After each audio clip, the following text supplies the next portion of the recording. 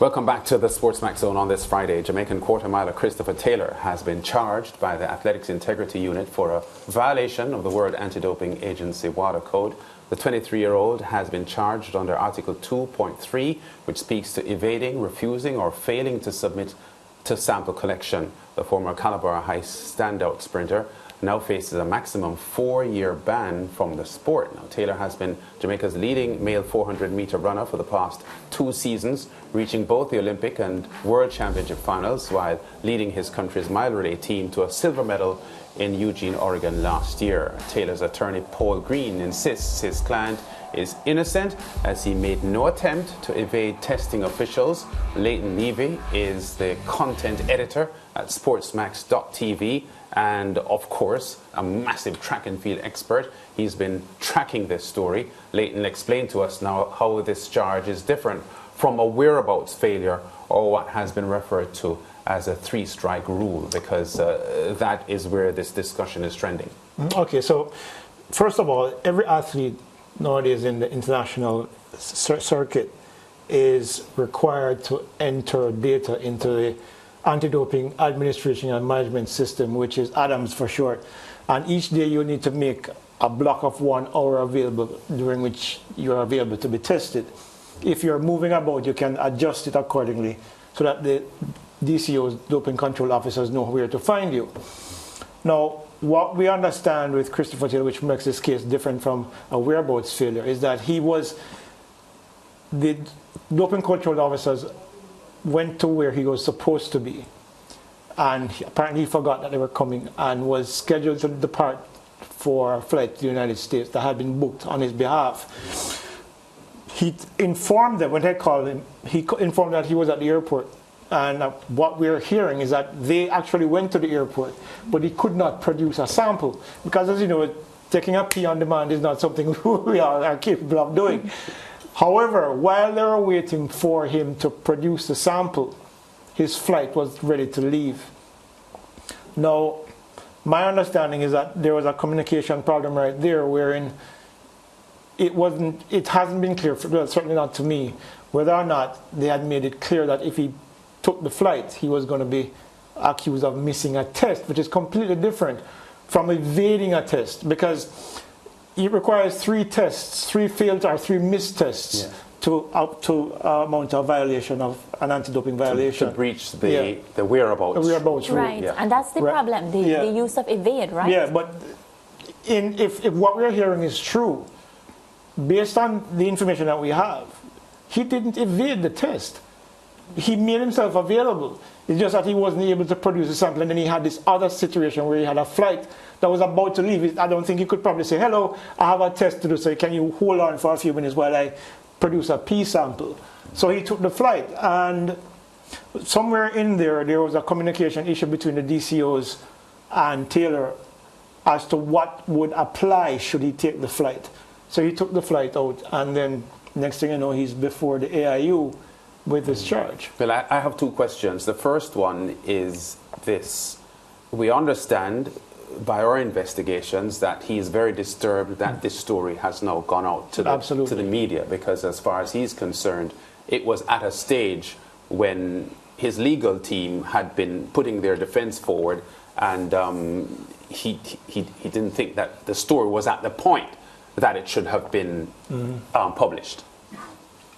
Yeah, as you know, Lance, we've had this story for a while, and we've been mulling it from an ethical standpoint, whether or not we should have published it as it was. The fact is that, and this is, I don't want to classify it as being unfortunate. What the reality is with media these days is that everybody's looking to break a story. So they broke the story, which was factual, but in terms of where the actual stage of the process is, it was probably a little bit early for that information to become public.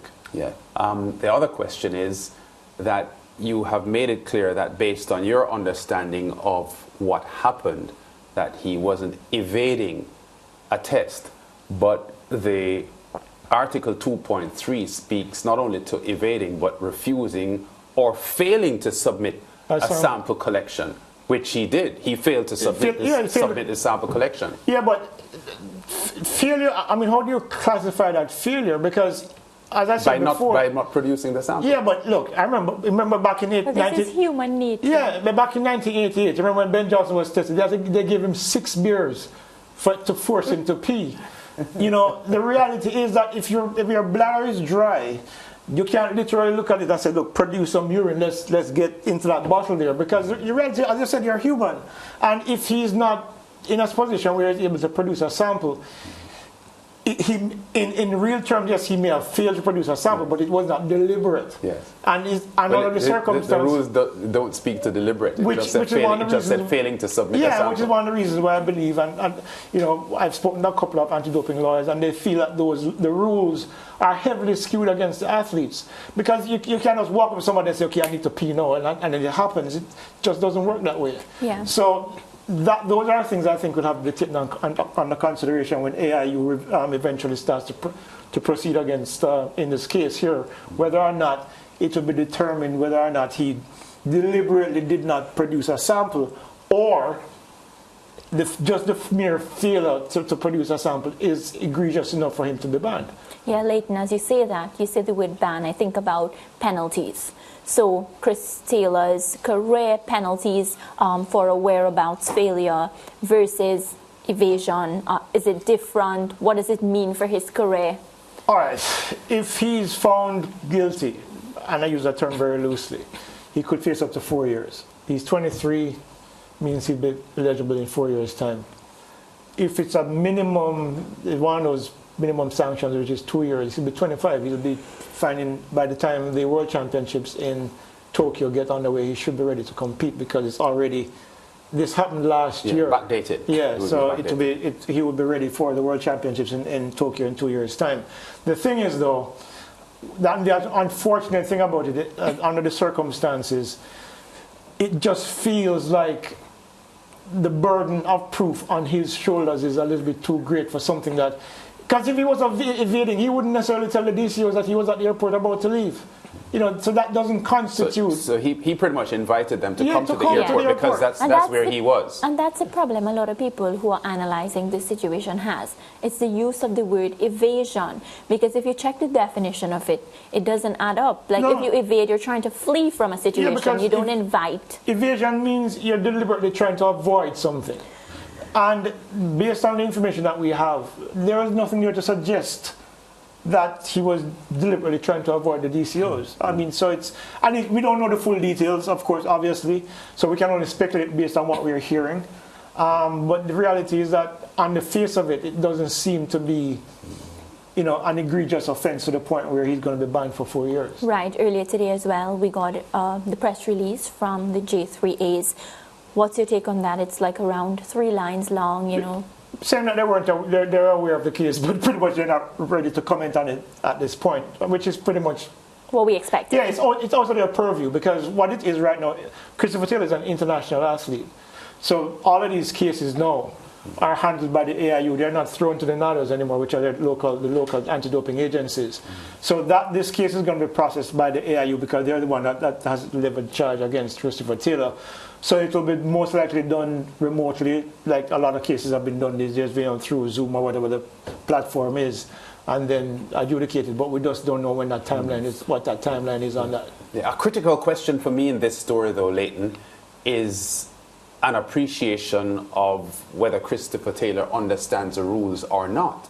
Because as the time was going and he was about to miss his flight and he couldn't produce the sample, I'm thinking that he did not realize that if he went on the flight and did not give a sample, that he would be breaking the rules. Is it based on your knowledge of this situation that he made that decision to go on the flight knowing the trouble he would be in? Because I'm thinking that if he knew the rules, he would delay his flight, go on a later flight, and allow himself time to give the sample. Yeah, and that's something that we've been trying to find out. The thing is that we've been trying to reach out to his agent for the last few weeks. Yes. He's not been responding to his phone, obviously. Yep. But the thing is, that may be the case. It may have, as I said before, there may be a communication issue as what the actual offense would have been. Yes. Because had it been communicated to him that he could have been charged for evading a test as opposed to it simply being a missed test, which is a completely different dynamic altogether, Yeah. maybe he would have made a different decision. So maybe there was a communication issue there about what the actual offense would have been had he, well, since he went on the flight, or whether or not he should have stayed. Had he known, he probably would have stayed. And as you say that, do you think now that he's in between a rock and a hard place? And I say that because now it comes down to his word. Let's hope he had other people around him. Against the DCOs. And that's not a good place to ever be in. It's not a good place for anybody to, and especially an international athlete who depends on competing for their livelihood. So it's kind of a no-win situation for Christopher Taylor, because best case he probably gets 2 years, because if, as the rule says, failing to produce a sample, if that is what is applied, then he's going to have to face some kind of sanction. Yeah, a pretty sad story there for Christopher Taylor, Olympic finalist, World Championship finalist, a World Under-18 gold medalist as a teenager, and he was also a silver medalist at the World Juniors, which is the Under-20 level. So he's been in the global spotlight now for several years as he has made his transition to the seniors, and in the past couple of years has been doing quite well. We'll continue to track this story and see what the anti-doping agency will rule on Christopher Taylor. Thanks, Leighton Levy, for joining us in this segment. And we go to break, back with more on the SportsMax Zone. Anytime, guys. Have a great weekend.